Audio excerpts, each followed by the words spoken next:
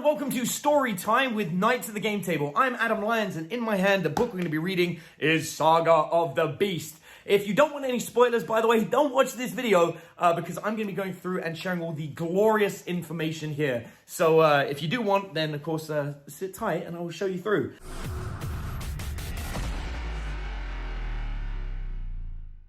The first thing I want to talk about is obviously Space Wolves have got the combat doctrines now, which is big. They've got all the other Space Marine rules that we expect, shock assault, etc., etc. And of course, they've added the Phobos keyword to Reavers, which is really cool. Now, the special doctrine ability, if you will, for the Space Wolves already got teased on the Games Workshop website. But in case you didn't see it yet, it's the fact that in the assault phase, on a roll of a 6 in close combat, Space Wolves get 1 extra hit. So that's sort of like the big information there. Obviously, they still get +1 to hit when they charge or are charged or do a heroic intervention. And characters can heroically intervene 6 inches, which is really, really cool.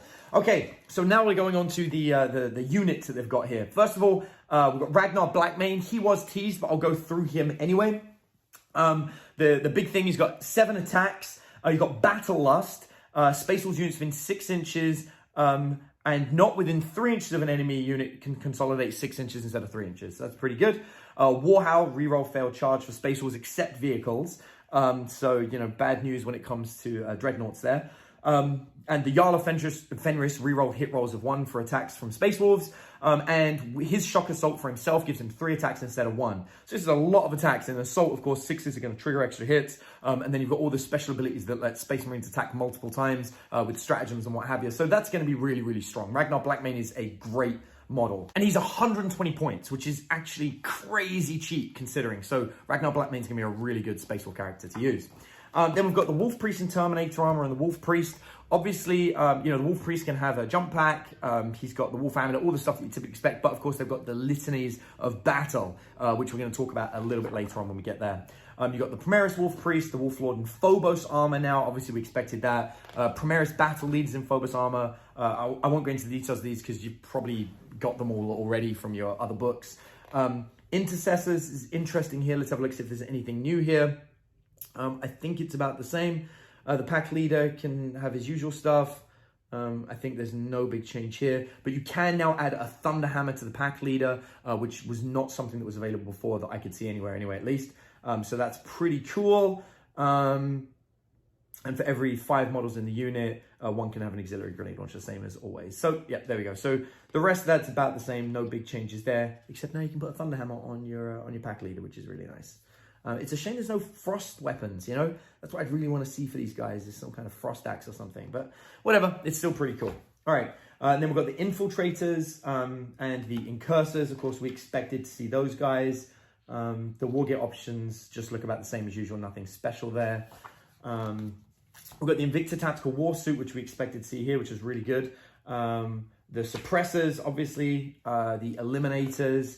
Everything there is exactly the same, no big difference there. The Repulsor Executioner, the Impulsor, again, what we expected to see. And that's about it. So there's nothing huge there in terms of release that we didn't expect. We've got the Vanguard Warlord trait. So we've got Shoot and Fade. At the start of your shooting phase, pick a friendly Space Wolves Phobos unit within 6 inches. After shooting, it can move. So that's pretty good, you know, obviously for Eliminators or something, if that's what you wanted to do. The Lord of Deceit. At the start of the first battle round before the first turn begins, pick 3 Space Wolf Phobos units on the battlefield, remove them from the battlefield and set them up again. That's pretty good. Master of the Vanguard, add 1 inch to the move characteristics of friendly Space Wolf Phobos units. While they're within 6 inches of this Warlord, add 1 to advance rolls and charge rolls made for friendly Space Wolf Phobos units. Stealth Adept, resolving an attack made against the Warlord, subtract 1. Target Priority. At the start of the shooting phase, pick a friendly Space Wolf Phobos unit within 3 inches. And until the end of that phase, when resolving an attack with a ranged weapon, add 1 to the hit roll. And then Marksman's Honors, add 1 to the damage characteristic of ranged weapons this Warlord is equipped with. Does not apply to grenades or relics. So, you know, we've got our Vanguard Warlord traits there. Now we've got some Spatial Stratagems here. We have a whole bunch of new stratagems. So let's go through and see what we've got here. Duty Eternal, Space Wolves Dreadnought in your army is chosen to attack until the end of that phase, resolving attack against the model half the damage. Bolt Storm, which we know obviously the Intercessors, Autobolt Rifles automatically hit. Rapid Fire, Intercessors, Rapid Fire guns fire twice. These are old ones. Big guns never tire. I say old ones, they're new, but old for new for Space Wolves, old for everyone else. When a Space Force unit is chosen to shoot until the end of the phase, it doesn't suffer the penalty for moving and firing heavy weapons. That one's beautiful. I love packing that with a Leviathan Dreadnought. Veteran Intercessors. Obviously, you can spend 1 command point to add 1 to the attacks and leadership. And then we've got Hammer of Wrath for jump pack units. On a 5-up, they get a mortal wound. Hero of the chapter. Pick a Space Force unit that is not your Warlord and determine 1 Warlord trait for it. They are now counted as your Warlord for the purposes of that Warlord trait. So you can give somebody an extra ability. What else do we have here? Fury of the Champions. Pick a Space Force Terminator unit from your army, and until the end of that phase, when resolving an attack made by a model in the unit, add 1 to hit. It's pretty good. Knowledge of the Foe. In the fight phase, when an enemy character is destroyed by an attack made by Space Force model in your army, you get 1 command point. I like this. It's a 0 command point stratagem. So the only one that I've seen that's 0 command points. And so you can regain command points every time an enemy character is killed. That's huge. Counter charge.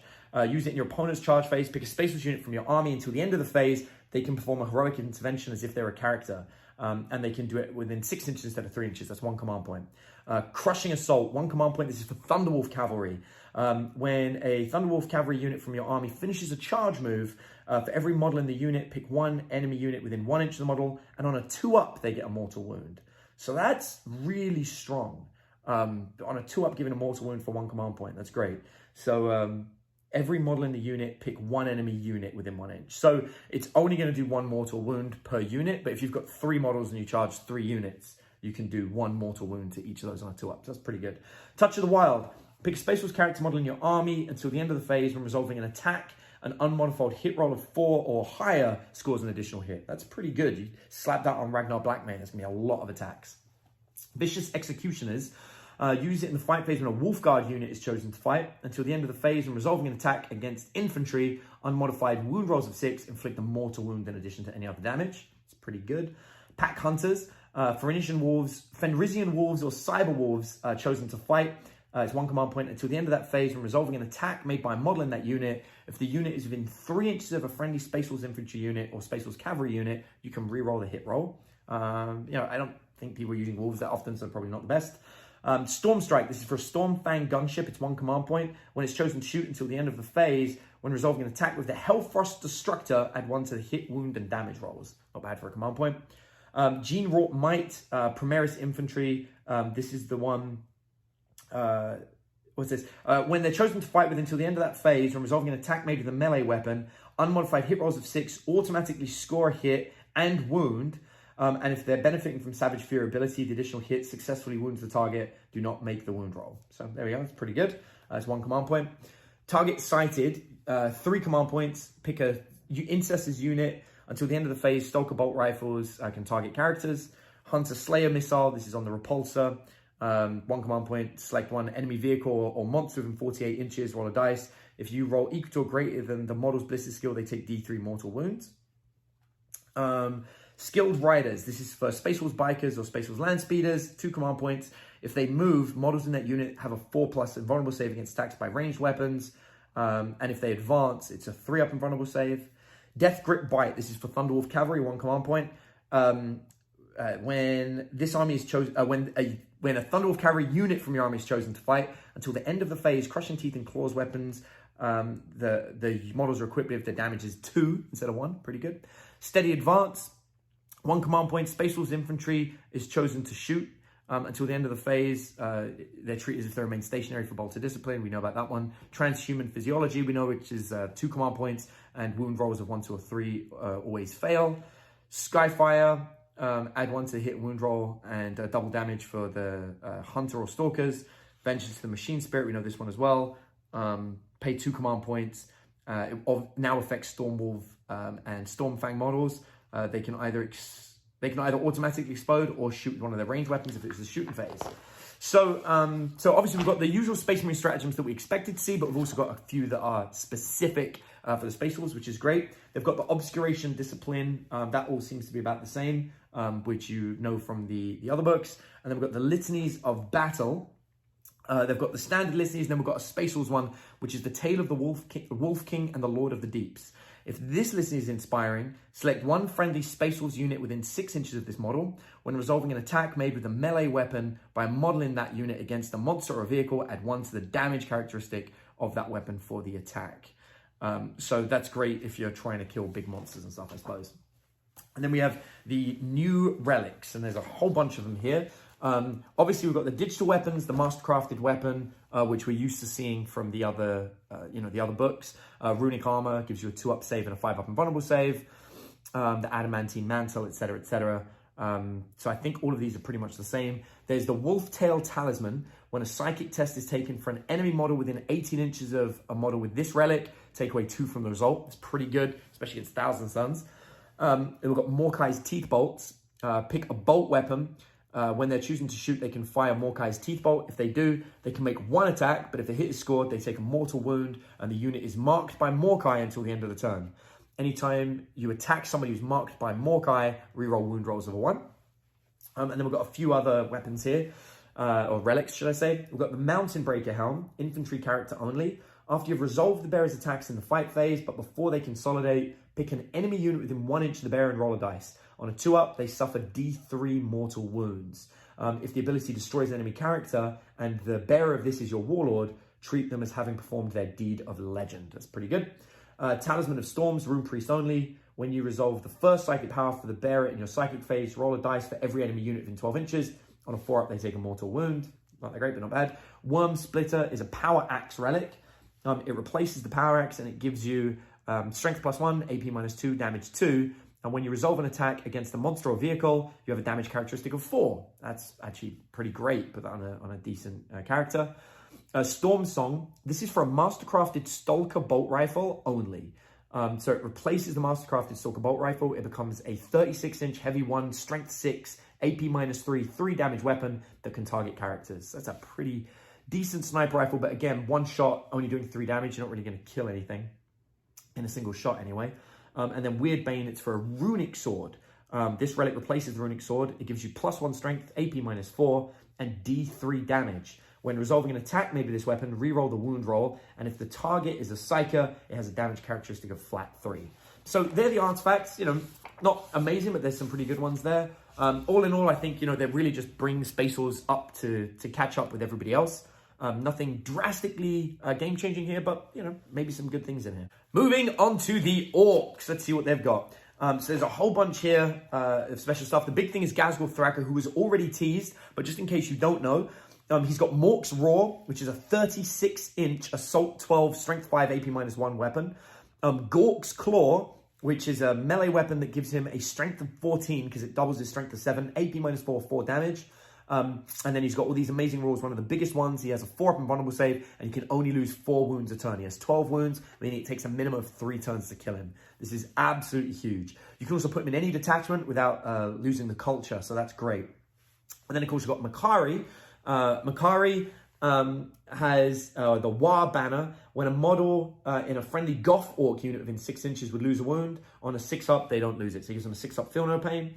And friendly Goth Gretchen can use this model's leadership instead of their own. He's got a leadership of 6.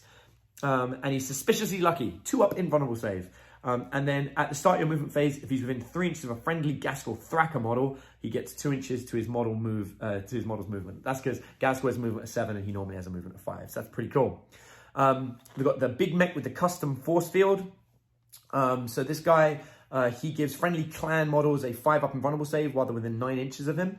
And at the end of the movement phase, he can repair a vehicle, gives him D3 wounds. And he's got a Grot Oiler. Once per battle, a Grot Oiler can assist in making repairs. If he does, the model being repaired gains 1 additional wound. But when rolling to wound this unit, use the big mech's toughness while he's on the battlefield. The death of a Grot Oiler is ignored for the purposes of morale.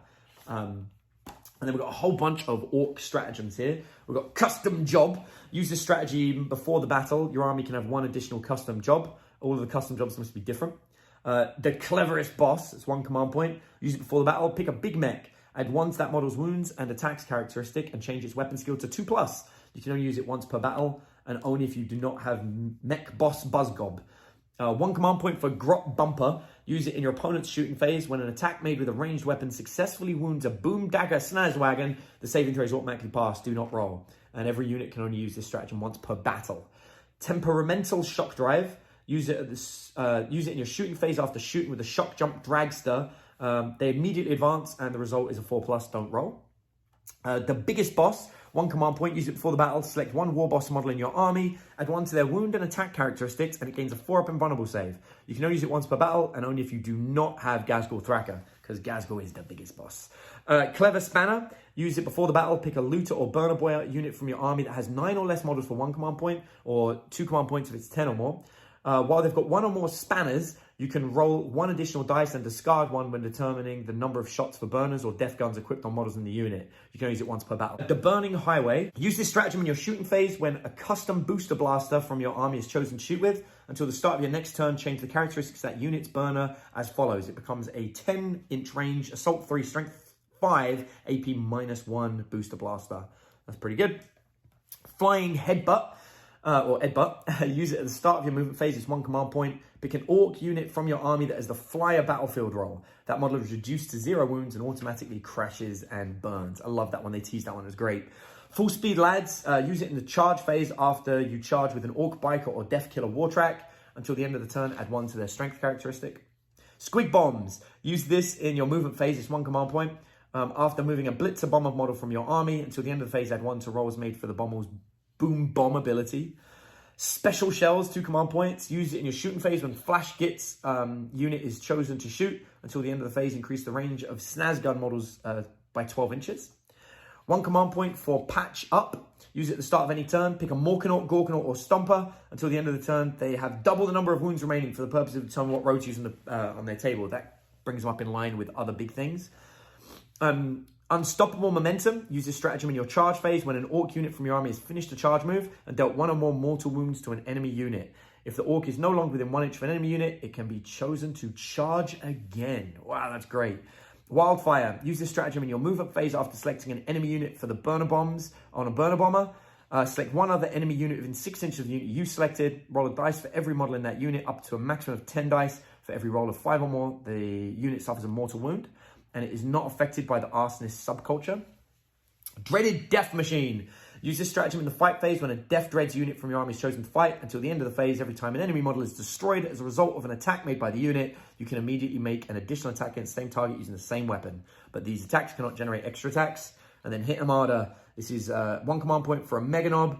When they're chosen to fight until the end of the phase, add 1 to the damage characteristic of melee weapons in that unit of melee weapons models in that unit are equipped with. So next up, we have Specialist Mob. So there's a lot of good stratagems, by the way, there. And so this is when you include a clan unit in your army. Instead of nominating which clan it's from, you can instead nominate which specialist mob it's from. Then just place the clan keyword with the specialist mob. The specialist mobs available are Pyromaniacs, Hunters, Boom Boys, Fly Boys, Grot Mobs, Tinheads, Feral Orcs, and Mad Boys. So for example, if you were to include a war boss in your army and you thought he was a Tinhead, his clan faction keyword would become Tinhead, and his Breaking Heads ability would then say, if a Tinhead unit fails a morale test within 3 inches of a friendly Tinhead war boss, the war boss can restore order with a brutal display of violence. If they do, the unit suffers D3 mortal wounds. So, if your army is battle-forged, all clan units from an Orc detachment can gain a subculture instead of a clan culture, as long as every unit in the detachment is from the same specialist mob. The subculture gain depends on the specialist mob they're from. For example, all units from a Pyromaniac detachment gain the Arsonist subculture. Some specialist mobs specify what models can benefit from the subculture. This does not prevent you from including other models of the same specialist mob in that detachment. It simply means the models cannot make use of the subculture. So, these are the subcultures. There's Pyromaniacs, which are Arsonists. They let you reroll any and all of the dice when determining the number of shots for burners, scorchers, burner bottles, burner exhausters, killer jets, scorcher missiles equipped on models with this subculture. When you resolve an attack made with a melee weapon, the melee profile of a burner, you can reroll the wound roll. When resolving the burner bomb's ability for a unit with a subculture, add 1 to each roll. Next up, we have the Hunters, Sneaky Devils. Infantry models only, excluding Gretchen. While a model in a unit with this subculture is on or within a terrain feature, it gains a 5-up invulnerable save. When resolving an attack made with a melee weapon by a model in a unit with this subculture, any models that are on or in terrain features improve the weapon's armor penetration by 1 for the attack, i.e. AP2 becomes AP -3. Pretty good. Boom Boys, Blow It Up. Improve the strength and armor penetration characteristics of rocket and stick bomb weapons.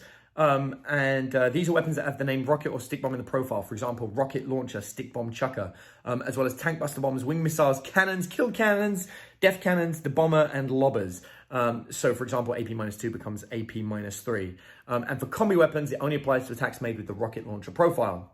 Next up, we have Flyboys, Crucial Velocity. Fly models only when resolving an attack made with a ranged weapon against a unit with this subculture that is more than 1 inch away, the unit is treated as having the benefit of cover to its saving throw.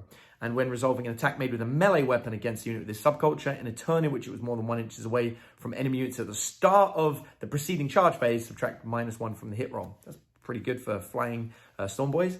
Grot Mobs, Gretchen only. Models in the unit with this subculture gain a 6-up invulnerable save, and when resolving an attack by a vehicle model in a unit with this subculture, reroll hit rolls of 1.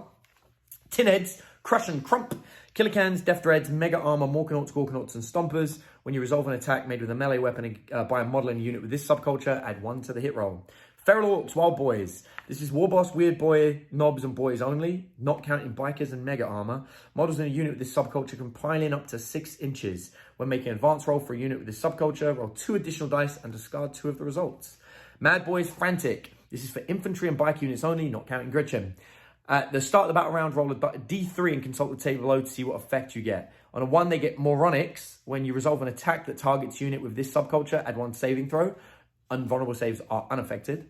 Number 2, Nutters. They automatically pass morale tests. And number 3, Frenzies. Add 1 to the strength characteristics. That's pretty good. And then we have custom jobs. So this is cool. This is Orc Mechs.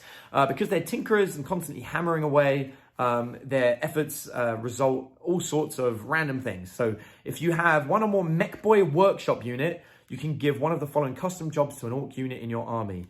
You can also take custom jobs by using the custom job stratagem. All the custom jobs that you include must be given to different units, obviously, because they're not going to standardize nothing, because they're Orcs. And there are a whole bunch of these. So let's go through these quickly. Squighide Tires, Speed Freaks, excluding named characters and units that can fly, get 2 inches to the move characteristic. Souped Up Special, this is for the Boomdaka Snaz Wagon. It replaces the Mech Special. It gives them 30-inch Assault 15, Strength 4, AP -1.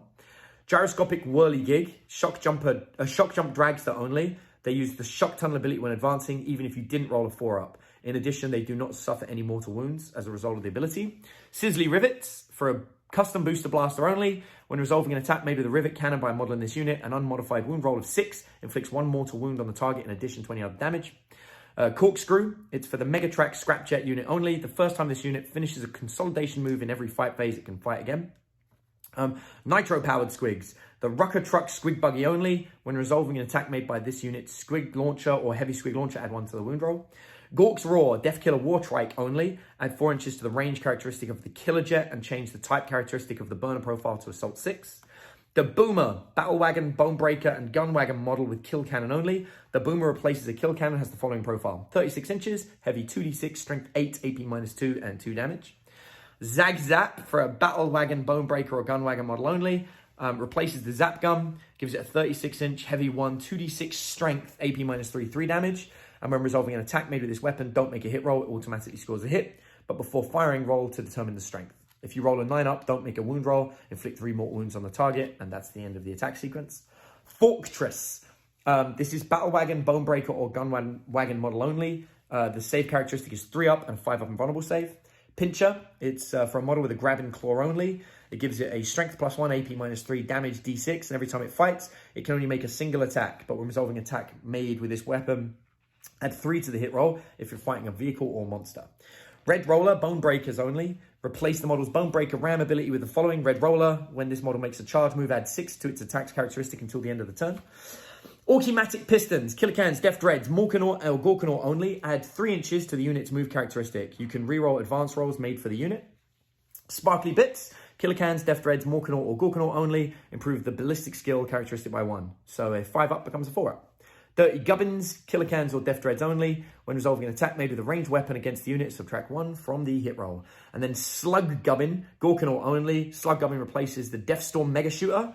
Gives it a 24-shot, 36-inch, strength 6, AP -1, 1 damage weapon. And whenever you resolve an attack, if the target's within 12 inches, add 1 to the hit roll. Gog Claw, Gorkanaut or Morkanaut only. When rolling to determine the damage characteristic of the crush profile of the Claw of Gork or Mork, rolls of less than 4 count as 4. And then lastly, Blitzer Gatler, Stomper only. The model's Super Gatler has a damage characteristic of 2. In addition, when rolling for the weapon's Psycho Daka Blaster ability, reroll the d6 once per phase. And then beyond the Orc name generator, which I'm sure you guys don't really want to hear, we've got the clan psychic powers. All clan psychers know the psychic power of their respective clan.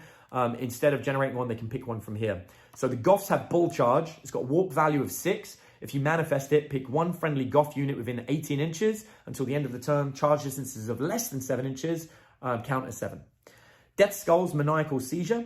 It's got a warp charge value of 7. If manifested, select one enemy unit within 18 inches of the Psyker. Until the start of your next psychic phase, whenever you resolve an attack made by the unit, subtract 1 from the hit roll, and when resolving an attack made by a friendly Death Skulls model, improve the AP characteristic of the weapon by 1 for the attack. Bad Moon's Gleaming Gear. Gleaming Gear has got a warp charge value of 6. If manifested, pick a Bad Moon's unit within 18 inches until the start of your next psychic phase. When resolving an attack made against the unit, add 1 to the saving throw. And then Snakebite's Constriction. Constriction's got a warp charge value of 6. If manifested, select one enemy unit within 12 inches until the start of your next psychic phase, half the attack's characteristic of models in the unit. Evil Sons have Visions in the Smoke. Warp charge value of 6. If manifested, select one friendly Evil Sons vehicle within 12 inches of the Psyker. You can only select a unit with a wound characteristic of 18 or more if the result of the psychic test was a 9 or more until the start of your next psychic phase. When resolving an attack made by a model in the unit, reroll the hit roll.